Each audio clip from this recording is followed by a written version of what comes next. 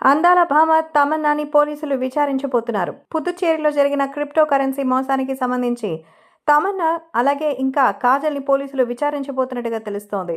Star heroines ని విచారించాలని పుదుచ్చేరి పోలీసులు నిర్ణయించారు. క్రిప్టో కరెన్సీ పెట్టుబడి పెడితే అధిక లాభాలు వస్తాయని జనాల్ని మోసం చేస్తున్నారని పోలీసులకు ఫిర్యాదైతే అందింది.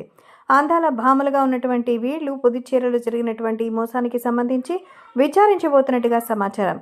క్రిప్టో కరెన్సీలో పెట్టుబడి పెడితే అధిక లాభాలు వస్తాయని జనాల్ని మోసం చేస్తున్నారని పోలీసులకు ఫిర్యాదు అందింది. లాభాలు ఆశ చూపి 10 మంది నుంచి సుమారు 2.40 కోట్లు వసూలు చేశారని అశోకన్ అనే విశ్రాంత ప్రభుత్వ ఉద్యోగి పోలీసులకు ఫిర్యాదు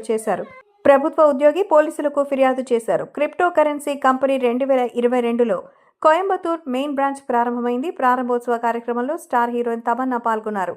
అలాగే మహాబలిపురంలోని ఒక స్టార్ హోటల్లో జరిగిన క్రిప్టో కరెన్సీ కంపెనీ కార్యక్రమానికి మరో హీరోయిన్ హాజరయ్యారు. ఆ తర్వాత ముంబైలో భారీ పార్టీ నిర్వహించి వేలాది మంది నుంచి డబ్బు సేకరించారు.